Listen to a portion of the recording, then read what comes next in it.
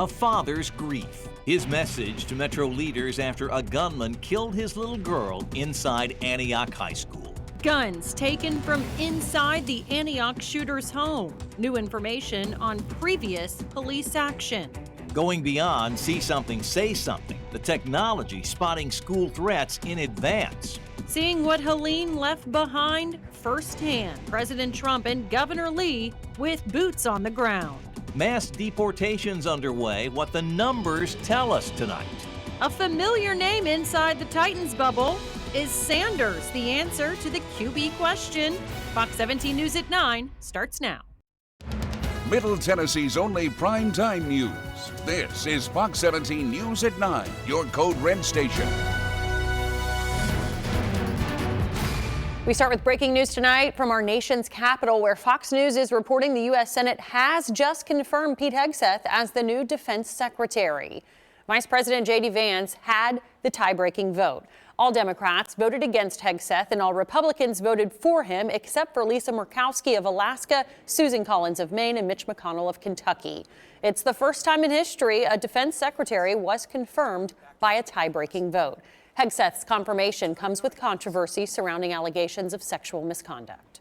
Como padres nos sentimos. As parents, we're devastated. We have new information tonight in the deadly Antioch High School shooting, as well as the parents of Jocelyn Correa Escalante sit down with Fox 17 News. Now, as the grief surrounding the loss of their daughter continues, they say they're frustrated with the response from Metro schools. Fox 17 News' Karen Aguilar joining us live in Antioch, where the community just gathered to remember the 16-year-old. Megan Scott, it's a wound that will never be healed. The 16-year-old's life was taken away in an instant. Her father says he misses her terribly, and her mother is devastated. She was so close to her daughter that she shared the same name as her firstborn. Jocelyn Diana Correa Escalante's pictures of her quinceañera just a year ago lined the walls of her home, a home where her family once heard her laughter, her singing, and listened to her dreams of becoming a doctor. Medals showing her love for soccer hanging in her room. Her bed empty after Metro Police say Solomon Henderson walked into the cafeteria of Antioch High School, firing 10 bullets, killing her, wounding another student before killing himself. Her parents, Germán Correa and Jocelyn Escalante, torn apart. Siempre andaba a mi lado, She was always by my side. I don't know why they took her from me. Como padres nos sentimos. As parents, we're devastated. We never imagined that would happen to our daughter because of an irresponsible Le person. pasaría eso por un irresponsable. The family fled from Guatemala to Nashville in 2019 to escape violence, now planning for their daughter's funeral. They are frustrated over the lack of safety measures in Antioch High School, wishing the school had in-place metal detectors. Even though I won't be able to get my daughter back, there are more people that need it too.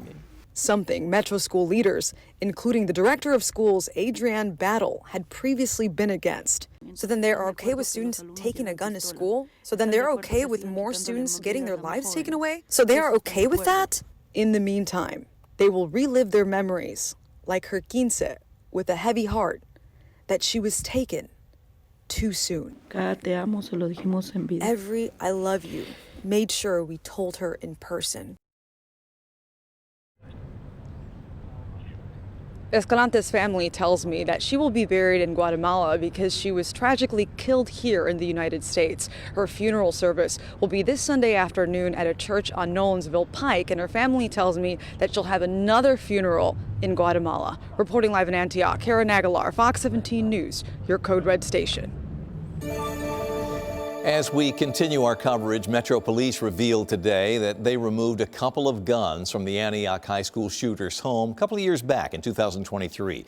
Now, police will not say exactly what caused them to take those guns because they say it relates to a case involving a juvenile. What they will say is that those guns were registered to adults, and Metro tells us they have kept those guns in their possession ever since removing them from the home. In the wake of the deadly shooting, Metro Police had their hands full in recent days with school threats beyond what happened in Antioch. Police arrested 3 teens yesterday and then 3 more again today. Metro Police say a 7th grader at Valor Flagship Academy threatened his school and 3 others in order to scare classmates. A 13-year-old from Haynes Middle is in trouble after posting a threat on Instagram. And police say a 14-year-old at H.G. Hill Middle School is accused of sending a picture of a gun to another student. All of these students are now charged with making threats of mass violence. Well, gun violence prevention and advocacy groups uniting together, holding a joint press conference today in the wake of the Antioch High School shooting. Representatives from several groups took to the podium today inside the Cordell Hull building to reflect on the 2 devastating school shootings in the Nashville area here in the last 2 years. They hope to pressure lawmakers to find better ways to protect students and reduce gun violence. These moments will turn into just blips on a radar and feel meaningless. At what point do we say enough is enough? Every year the number goes up. Here we are again because more lives have been stolen by hurt hands holding all too accessible weapons. The Tennessee Education Commission is calling on elected leaders to act, saying that they have an opportunity and an obligation to improve school safety. Monday, students, parents, and other concerned citizens will gather for a rally for Antioch on the Capitol steps to press legislators for action on gun safety. That rally is set for 1:30, and Fox 17 News will be there. In 30 minutes on Fox 17 News, the new tech that some say could prevent school shootings. New tonight, President Trump visits parts of North Carolina that were ravaged by Hurricane Helene. And as Patrick Hushen shows us, Tennessee Governor Bill Lee also took part in that tour. But now I'm here in a position where we can do something. In his first official visit since returning to the White House, President Trump and the First Lady arrived in Asheville, vowing to help Hurricane Helene victims as FEMA's future hangs in the balance under this new administration. FEMA just hasn't done the job, and we're looking at the whole concept of FEMA. I like, frankly, the concept when North Carolina gets hit, the governor takes care of it. North Carolina Democratic Governor Josh Stein there to greet the president and talk about a way forward. What's your takeaway from your chat with President Trump? Well, I'm really grateful that the president came to North Carolina today. I made 2 requests of the president. One is for an additional federal package. We need another $20 billion to help us recover from the federal government, and 100% reimbursement on our expenses for cleanup for another 6 months. FEMA's efforts to help thousands of displaced people here in the mountains continues to be a focus in the early days of the Trump White House. Congressman Chuck Edwards, alongside the president, arriving home to the mountains aboard Air Force One. FEMA has to either be eliminated or overhauled. It's clearly a broken bureaucratic system. Edwards going on to say President Trump is looking to push federal money into western North Carolina with the stroke of a pen. We've seen a number of executive orders come out of the White House already, which seems to be fast-tracking a lot of the ideas that Congress has been wanting to accomplish over the last couple of years. People are also rebuilding their houses. How long does it take to build a house, right? It takes some time. And I want them to build houses bigger, better, nicer than they had before, so they can have, at least they get something out of this disaster. This was a real disaster. President Trump just meeting with a number of supporters here at the airport. There was talk that he may do more of an aerial tour around western North Carolina, around the areas that were hit the hardest. That is not his MO. He is on the ground, headed to Swannanoa to meet with the family, meet with more supporters there. In his second visit to Swannanoa since the storm, President Trump arrived to an area still showing signs of devastation 4 months later. There, he got firsthand accounts from 3 families who lost their homes. Yeah, we didn't think we were going to make it at all. I mean, our house was 25 feet underwater. And lifted his home and the house that I grew up in and crashed it into our barn. I appreciate you. Good daughter you have, huh? Good daughter. Take care of Mama. President Trump announcing before he left he'd be signing an executive order to lift regulations so roads in western North Carolina can be rebuilt without permits. We'll be at your side through every step of the rebuilding, and no American is going to be left behind. In Asheville, I'm Patrick Hushen. As we continue our coverage of the Helene damage in North Carolina, the Trump administration clearly stating they believe the Federal Emergency Management Agency should have done more there to help the victims, and they should have done it more quickly. FEMA leaders dispute that claim, however. The agency gave $316 million in cash grants to survivors in North Carolina. It also provided $213 million, it says, in low-interest recovery loans. Now, FEMA says it created short-term sheltering program that paid for hotel rooms for those who were displaced by the flood. So far, 13,000 folks in North Carolina have used that program. Well, after leaving North Carolina, Mr. Trump went to Los Angeles to see the wildfire damage there with promised help, but it comes with a catch. The president said future federal aid for the wildfire recovery will come only if California establishes a voter ID law and changes its water management plan. The recent wildfires there have destroyed thousands of acres and more than 10,000 buildings in the LA area and killed nearly 30 people. Just ahead, the president's mass deportation program underway tonight. We'll tell you what the numbers show so far. And often overlooked, the signs missed when it comes to cervical cancer. Well, January is Cervical Health Awareness Month, and according to the CDC, over 13,000 people are diagnosed with cervical cancer every year, and most of the time it's preventable and treatable with early detection. Joining us now is Dr. Stephanie Sullivan. Thanks for being here. Thanks for having me. Well, Dr. Sullivan, who exactly is at risk for cervical cancer? So women or anyone with a cervix is at risk for cervical cancer.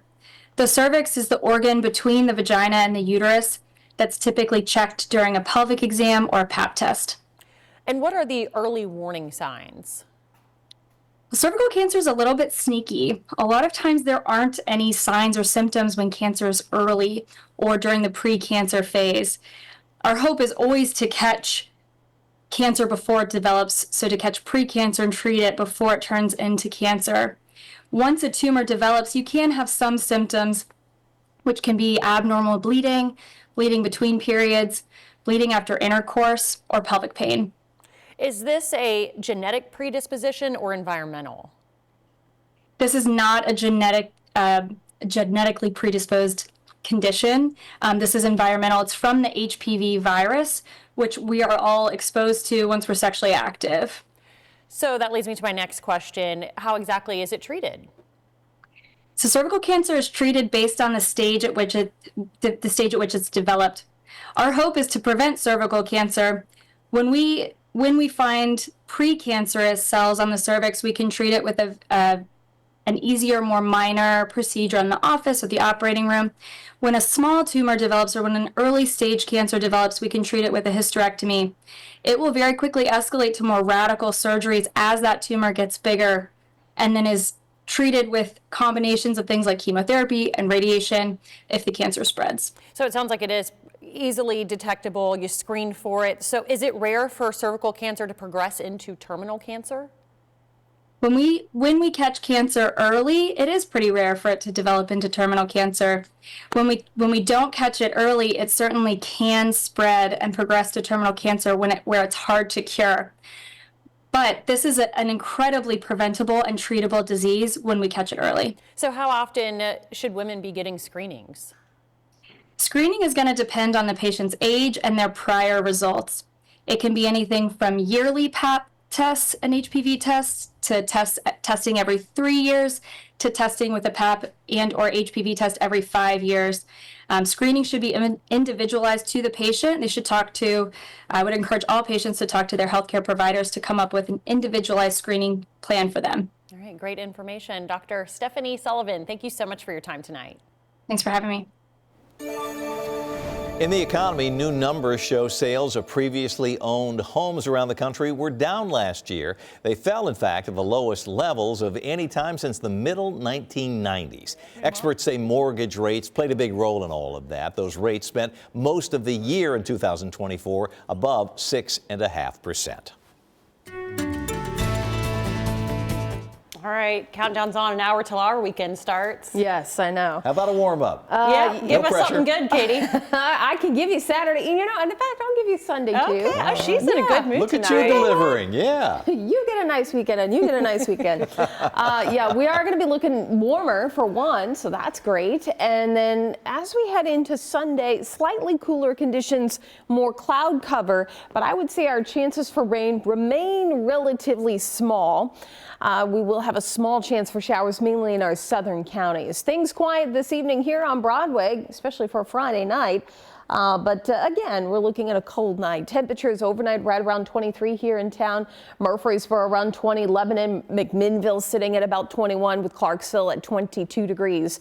For the morning hours, we will climb quickly as we head through the morning. Temperatures around 35 or so by 9 o'clock, so above freezing, and looking at sunshine to be the story for a lot of the day. So a warmer weekend on tap for us, a great looking Saturday. We are tracking a little bit of rain for Sunday, but doesn't look to be I would say, a planned canceller, if you will. So here's an outlook here from Nashville. Temperatures will be cold for tomorrow morning, but we do top off in those upper 40s, close to 50 degrees. It'll be feeling pretty warm, but it is average for this time of year. That just gives you an idea of how cold it's been when we're excited about returning to average temperatures. Sunday will be slightly cooler, given a little bit more cloud cover and the chance for a few showers mainly south of I-40. But the warm weather is definitely the story here as we continue to find those 50s going into next week. Sunday into Monday, a chance for some showers around mainly in our southern counties into early Monday morning. We'll dry out for Tuesday and then we'll do it again on Wednesday, but looks to be at least a little bit better chance for showers, not only as far as how much rain, but as far as the coverage is concerned. So could use it, especially for those along and south of 40 and east of I-65. In some spots, in fact, in that extreme category now for drought in Bedford County and out towards the plateau. And unfortunately, this rain that we have for the weekend isn't going to help too much, but we will at least see some of those showers around. So as we take you through Saturday morning, you can see barely a cloud to talk about. Through Saturday evening, we'll start to see more of those clouds move in as we head closer to Sunday morning. This is right around 6 a.m. Mostly cloudy skies. Can't rule out a few sprinkles even for the morning hours. But future track does stay relatively dry until we get into Sunday night. And here's that rain chance mainly along and south of I-40. This is midnight on early Monday. Perhaps a few light snow showers mixed in toward the Cumberland Plateau, but won't be enough to really create any sort of winter impact for us. We'll talk more about rain chances in the future as we round out January and start the beginning of February. Coming up in your Fox 17 Code Red forecast. I'm Matt Gelka in Washington, and I'll have the latest numbers on Donald Trump's promised immigration crackdown coming up. In the border crisis, President Trump's immigration crackdown is underway with arrests in major U.S. cities. Fox 17 News' Matt Galka breaking down the mass deportation numbers so far. And you can let us know what you think by scanning the QR code that will appear shortly on your screen. President Donald Trump's administration touted new immigration arrest numbers. The White House said there had been 538 arrested through Thursday, including 4 members of the Tren de Aragua gang, and 1,041 removals and repatriations. White House Press Secretary Caroline Leavitt posted pictures of the military cargo planes being used for deportations. Deportation's going very well. We're getting the bad, hard criminals out. These are murderers. These are people that have been as bad as you get, as bad as anybody you've seen. We're taking them out first. The ICE raids spanned across the country, including in Chicago, Atlanta, New York, Baltimore, San Francisco, Seattle, and Nashville. Officials in Newark, New Jersey slammed what they said was a warrantless raid targeting a fish market in the city where they say a U.S. military veteran was detained. We believe that there were 3 people who they say were undocumented that they detained, but they also detained folks that were, in fact, citizens of this country. One person showed their military veteran identification and was still questioned anyway. While the administration tries to work quickly on a promised immigration crackdown, The early numbers are modest, according to the Cato Institute's Director of Immigration Studies, David Beer. An average day in 2024 was 311 arrests for ICE. No matter how you cut it, this looks like they're making fewer arrests than they were when Biden was in office in 2024. The apprehensions are getting maybe surprising mixed reactions from Democrats around the country. After arrests in Massachusetts this week, Democratic Governor Maura Healey told reporters she wouldn't describe the arrests as raids and added she was supportive of arresting criminals in communities. Reporting in Washington, I'm Matt Gelka.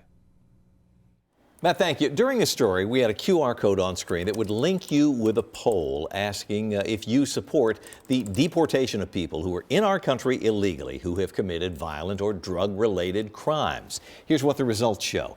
1,112 votes in, and more than 98% say yes, we support that. Our thanks to all who took time to vote. A community in mourning, the show of support in Antioch following this week's deadly school shooting. Plus, a focus on prevention, the new technology some say can identify threats to our schools before it's too late. A community rallies around the memory of 16-year-old Jocelyn Correa Escalante, who was murdered by a classmate in the school lunchroom at Antioch High on Wednesday. Tonight, area residents say something needs to change. Fox 17 News' Karen Aguilar now live at Plaza Mariachi on Nolensville Road, where a community gathering just wrapped up. That's right, Scott. Dozens of people came here behind me to Plaza Mariachi to lean on each other following the deadly tragedy. Bring healing to this community. Prayer in a time of despair to bring comfort to a shattered community after the Antioch school deadly shooting that took the life of 16-year-old Jocelyn Diana Correa Escalante, who was honored here at Plaza Mariachi. Sarah Shoup Newman in the crowd. She's a mother of a Covenant School student. Covenant School saw its own deadly shooting in 2023. It's honestly just surreal and really hard to believe that we can be here less than 2 years again, reliving the same horrific nightmare. The atmosphere, helping the community through a difficult time. I think it's good to see the community gathering again, the community coming together and just pulling alongside us and carrying us along. Elected leaders like Mayor Freddie O'Connell also joining Friday's journey to healing. Melissa Alvarez, founder of Tennessee Hispanic Action Network, is one of the organizers. We have 2 therapists here that speak Spanish. We have a psychiatrist as well. We also have information to give out to people to plug them into resources that are nonprofit. Newman is grateful for this moment to help those impacted, but says we need change to make our schools safer. We cannot continue to live like this. These are things that are preventable. These are things that we can lessen the risks of, and we've got to come together as a community. The community, as you just heard, wrapping their arms around each other as they pray for Escalante's family. Her funeral will be this Sunday afternoon at Iglesia de Dios Casa de Restauración. Reporting live in Antioch, Karen Aguilar, Fox 17 News, your Code Red station. Continuing coverage on the Antioch High School shooting as the focus shifts from what happened to making sure it never happens again. One company offering another safety tool for schools. It would provide real-time alerts to those inside a virtual barrier known as Geo Fencing. Fox 17 News' Madeline Nolan shows us how it works. The CEO of Hopkinsville tells me that they are working on more of a proactive approach rather than a reactive approach to these school shootings, taking into consideration that it's not always easy to say something when you see something. You can send flares, so the app automatically recognizes which geofence it's in. Hopkinsville, a local software company, says that they can create virtual boundaries around school campuses, sending real-time alerts to school leaders or police. This could be suspicious people on or near campus, or even troubling social media posts. It's very likely that other students, teachers, staff at this school noticed something that was up. So with our system, you could just easily report it instead of confronting somebody in person.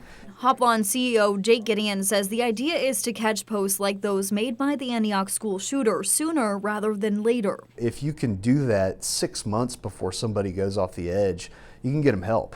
Gideon says that Hopkinsville already has several contracts with companies in the Nashville area, including STEM Academy, and each geofence adapts to the needs of the clients. We're considering all the best research-based strategies. Thursday, after saying that metal detectors have unintended consequences and after a failure by an AI gun detection company to detect that gun that was used in Wednesday's shooting, well, Dr. Adrian Battle with MNPS says that they are looking into other options to enhance safety.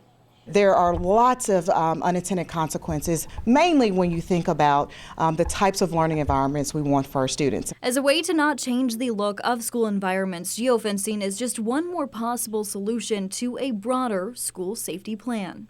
We don't want our schools to look like prisons, especially when you're dealing with a demographic of people where they're really at their most vulnerable stage in life. There's also other geofencing companies out there that would monitor social media posts that were made inside that virtual boundary, and it would use keywords to flag them and notify the right people ahead of time.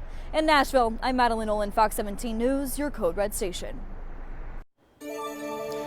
Madeline, thank you. This is obviously a talker, and we want to know what you think. Which safety measures would you like to see added at Tennessee schools? 691 people weighing in, so almost 700. The top vote getter here, metal detectors, 64.5%. Next, other, but in between those two, geofencing technology, which we just learned about, 5.6%, and clear backpacks to be required, 8.2%. Poll is still live right now. If you'd like to cast your vote, scan the QR code. Let us know what you think, and we will show updated results coming up on Fox 17 News at 10. Just ahead, kicking the tires, the quarterback prospect that Titans brass speaking with ahead of the East-West Shrine game. And listen to your mom, the growing benefits of taking your vitamins.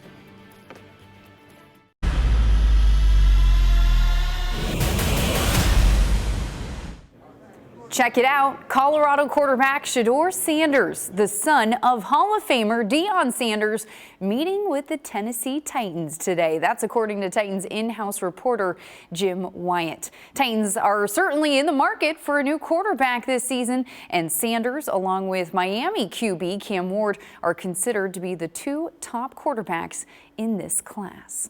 That meeting took place ahead of the East-West Shrine Bowl, which is scheduled for later next week. But it's a chance for the Titans staff to get to know some of the top NFL prospects in this year's class. General Manager Mike Borgonzi noted just how important these types of events are, not just for scouting the actual talent, but also for getting to know the player on a personal level. The quarterback position, you need to go in person and see that player, whether it's practice, all-star games. So that's going to be a very important part of it. And then just, sitting down, meeting with the player and have Coach Callahan, his staff, talk to him as well. That's a big part of it. The East-West Shrine Bowl is scheduled for next Thursday. Two more NFL teams have found their new leaders. The Las Vegas Raiders have reached an agreement with Pete Carroll to become their new head coach. Carroll was previously in Seattle and is one of 4 head coaches to have led teams to both the College Football National Championship and the Super Bowl. The Jacksonville Jaguars also announcing today that they have agreed to terms with Tampa Bay Bucs offensive coordinator Liam Cohen to be their new head coach. So the Titans will be facing the former Bucs play caller next season. This weekend, we'll find out which 2 teams will be playing in Super Bowl 59 right here on Fox 17. First, it's the NFC Championship game between the Washington Commanders and the Philadelphia Eagles. Kickoff set for 2 p.m., and you can watch that one right here on Fox 17. After that one, Josh Allen and the Bills face off against Patrick Mahomes and the Kansas City Chiefs in the AFC Championship game at 5:30. The Nashville Predators continue to stay hot on the ice and extended their winning streak to a season-high 5 games last night. And a big reason why? Philip Forsberg turning into Philip Scoresberg at the right time. Preds are riding a season-high 5-game win streak, and Forsberg has scored a goal in every single one of those wins, including 2 goals in their win over the Sharks last night. He also has points in 7 straight contests and has found the score sheet in 14 of his last 17 games. He's heating up, and Scoresberg is a big reason why the Preds have been able to string some wins together finally. Preds working their way up the standings, now 10 points back from a playoff spot. Up next, they will stay over on the West Coast and face the Anaheim Ducks on Saturday. Jill Jelnick, Fox 17 Sports, your Code Red station. Coming up, we'll talk more about what we can expect into the first couple of days of February. A newer trend in surgery. It uses IV vitamins to help in healing. I'm Liz Bonus. We explain why and perhaps the formula that could make a difference. It is just ahead. And wait, before you respond to that email, the new warning from the FBI about what could happen if you don't know what to do. Looking ahead now to Sunday morning in Nashville in Focus. This week, topics for our panel include calls for state lawmakers to do more to improve safety in the wake of the deadly shooting at Antioch High School. Some have suggested a law requiring Tennessee high schools, all of them, to have metal detectors. A bill is already filed that would provide 3 metal detectors to each of the 47 rural counties around the state, which is about half the state. I want to take a look at what are we doing for mental health services in our schools as well. Are we putting the same amount of resources into that? It's again about prevention. Yes, we need metal detectors. We need to make sure that our children are protected at all costs, but we also need to make sure that kids are not going that route. Other topics on Sunday morning include the start of the legislators' special session on Monday. How people feel, voters were talking here about Marsha Blackburn and a possible run for governor. Whether lawmakers should make it illegal to put fluoride in your water. All that Sunday morning beginning at 6:30 right here on Nashville in Focus. In your health news, high doses of vitamins could help patients heal after surgery. Fox 17 News medical reporter Liz Bonus takes a closer look at IV vitamin use. Hey there, everybody. Newer trend in surgery uses vitamins given by IV to help in recovery. The formula can be a bit different for each person, but the idea is to help you overcome potential losses may be needed for healing. Some of those losses show up in blood tests immediately following surgery, so IV formulas can be customized to what's needed. Katie Vincent of Ohio's Advanced Vitality told me. Yes, so all of our therapies are customizable, so we do recommend doing a blood test before we offer any of these therapies. If all looks good, they do have a standard vitamin healing formula given post-op that includes vitamin C, B complex, amino acid blends, and glutathione, a substance produced by your liver that involves many body processes. Several studies, including one from the NIH, have recently shown especially IV vitamin C used after surgery can reduce pain, especially in the first 24 hours. Other reports show vitamins such as B12 help speed up healing, help reduce swelling, pain, scarring, and infection rates. Because it just helps their body heal from the surgical process, and it supports them from the inside out. If blood tests show that some of the nutrients you need don't jump back up to normal levels, you can be given ongoing infusions in recovery as well. They also look at other vitamins, such as vitamin D, we may be missing this time of year that can help in recovery due to lack of sunlight, and offer IV replenishment for those also. Vitamin D is a great one that supports your immune. It also supports your mood. So if you're feeling low mood, if you get that seasonal affective disorder, this is a time of year to support that up. Now, sometimes if this is offered as part of a recovery plan at a surgery center, there's no cost to you. Otherwise, these therapies can range from about $120 to $200 and may not be covered by your medical insurance plan. With your health news, I'm Liz Bonus reporting. Nice quiet night expected here across much of Middle Tennessee. Another cold night, I'll add. But the good news is we are warming things up after a week of below average temperatures and really most of the month below average here. We're at about 70% of the days that have been below average. Most of the boxes for the rest of the month do look like they will be in that orange category. For perspective, the average high right around 49 for this time of year. Tomorrow morning around 24 with clear skies. We will jump into those mid-30s as we head towards mid-morning. Couple clouds for the afternoon, but really an overall great afternoon as temperatures top off right around 50 for the day. So want to look ahead to next week as we've been talking about this rain chance for Sunday into Monday. Small chance, better chances of rain look to build in towards the middle to late part of next week. Couple chances at that. And I think the best chance looks to be next weekend, a week from today. Dare I say, maybe some thunderstorm chances possible for us. So let's walk you through. This is one of our long range models. This is next Wednesday. So Wednesday morning, 8 a.m. Few showers around. This again would be welcome rain for a lot of us that still are in some kind of drought. As we head towards Wednesday evening, this first batch of showers moves out into Thursday. Dry conditions. Thursday night, still dry, and into Friday, looking at dry conditions as well. Won't be until late Friday, more so into Saturday, that we see showers build back in. Here's Saturday morning. And right now, timing would put this in the afternoon and into the evening on Saturday. Showers and perhaps a few thunderstorms that we'd have to look out for. But again, this is a week out and just kind of giving you a general idea that it does look like active weather looks to be the story for us for the first couple of days of February. This is the 1st through the 7th, above average temperatures and above average precipitation. So that warmer weather looks to be coming back into the first several days of February as well as the end of January. A couple more shower chances possible for us as well.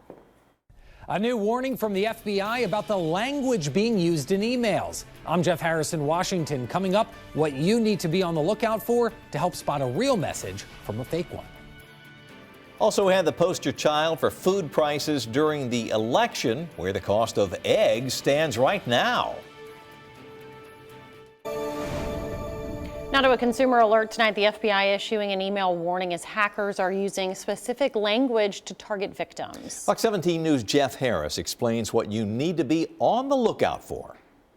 There are two parts to this. First, the FBI wants the public to be aware of scammers that are trying to exploit mass casualty events and disasters like the New Orleans attack and the wildfires in Los Angeles. And second, don't fall for messages that stress urgency.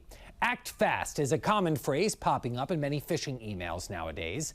Experts say unless it's someone you undeniably know and trust, don't click or open the message. The U.S.'s Cyber Defense Agency adds, be cautious of any emails that use urgent or emotionally appealing language. Also, more sophisticated phishing emails are beginning to emerge that look much less suspicious with the help of AI. Act now, immediate action required. This needs to happen fast. Anything that's pressuring a sale or pressuring some kind of action means that they want the user to act before they can think and look at it further. And I think you can be a little more eloquent AI now. When in doubt, the FBI says its phishing advice remains the same. Don't click on anything unsolicited. Carefully examine the email address and use two-factor authentication. Also, sharing personal information online or on social media could put yourself at risk. That includes a pet's name, family member, or even your birthday. Scammers look for this information and then use it to hack into your account. I'm Jeff Harris reporting from Washington. Still to come, tracking your money, just how much Metro pensions are costing taxpayers. And the prices of eggs on the rise, what's causing the increase and how much it's gone up.